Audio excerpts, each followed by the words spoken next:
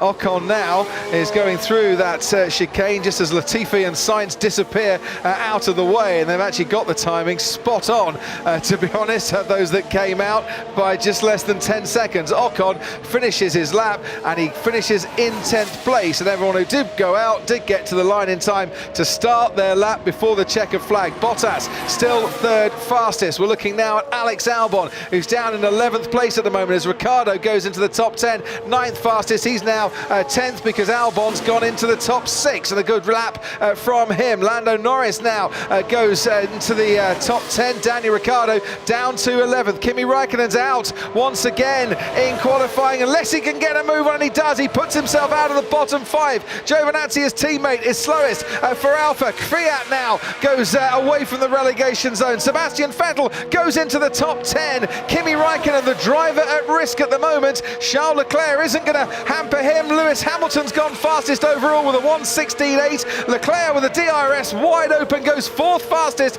overall. And now we look to see Romain Grosjean in the Haas coming around the final corner. He's in the bottom 5 and stays in the bottom 5 only just. Can Kimi Räikkönen get out of Q1 for the first time this season as Gasly goes 7th? Kevin Magnussen can deny him. Magnussen doesn't deny him.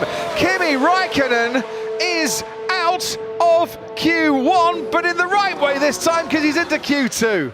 Just, wow, well done, Kimi. So we're into the 1:16s then with Lewis up front. But look at it, it's the Racing Points that are jumping out of that session to me. So, has he got enough now to hang on through these final corners, improve his lap time and improve his comfortability when it comes to Q3? Leclerc crosses the line, stays 5th fastest. Now that might just have him sweating a touch. Perez goes 5th fastest now and pushes Leclerc down. Alex Albon goes into the top 10, but he's only 8th fastest. That'd be good news for Charles Leclerc, bad news for Alex Albon. Lando Norris might just be at risk a little bit because he's only gone 9th fastest. Here's his teammate Carlos Sainz, who was in the top 4, hasn't improved on any sector and stays 4th. Ricciardo stays 10th, put in his best final sector. Ocon his best middle sector and can't go ahead of his teammate and into the top 10. He's out as well. Danny Kvyat does go into the top 10, and that's a very good lap from him. That pushes Ricciardo, both Renaults out. Sebastian Vettel goes into the top 10 for Ferrari. Lance Stroll next, across the line goes 4th fastest. Can Sebastian Vettel hang on in there as Gasly crosses the line? Oh no, he can't. Vettel is out of the top 10. Gasly goes 5th fastest. Kimi Räikkönen has put in his best sector so far, and it's good enough to go ahead of Esteban Ocon on the medium tyre. Kimi Räikkönen as well, and Sebastian Vettel for one brief moment thought he was in the top 10, but by 2 milliseconds he gets knocked out. As we head towards turn 12, it's a corner that seems to go on impossibly long, doesn't it, on this quite short 2.89 mile lap. Stroll gets to the chicane. Yeah, once again the Racing Point looked a little bit of a handful on the way into 12, but he got away with that nicely, and he comes up to the line.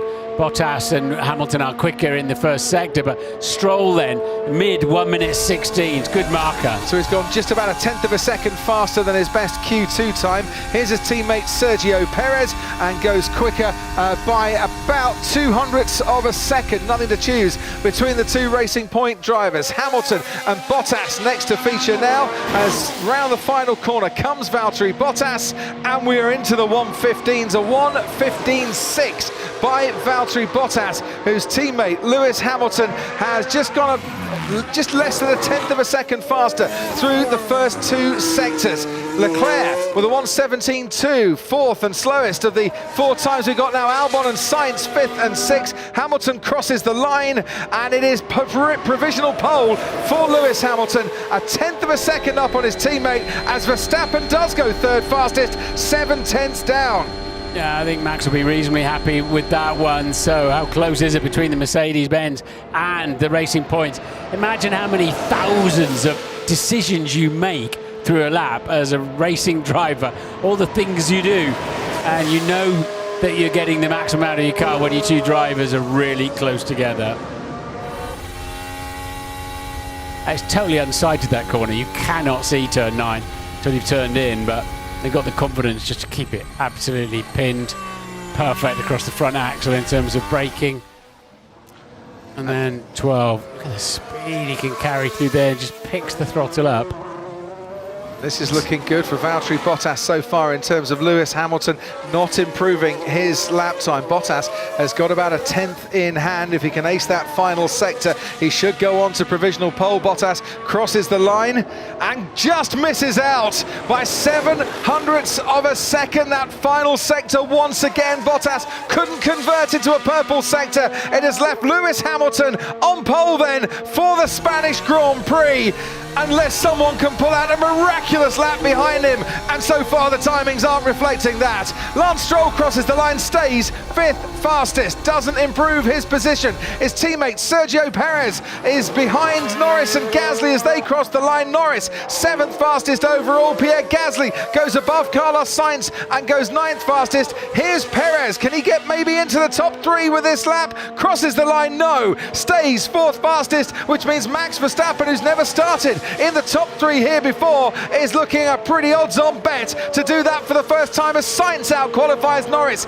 to go 7th fastest. Verstappen crosses the line. It is 3rd fastest for him, and his teammate Alex Albon will start 6th fastest as Mercedes lock out the front row of the grid here for the 7th time in the last 8 years, and Lewis Hamilton bags pole and 150th front row start. He'll be relieved to hear that, because he was nearly 4/10ths, no, over 4/10ths slower on his second lap. So Lewis then not having his finest qualifying lap, but the first one was particularly good and got the job done.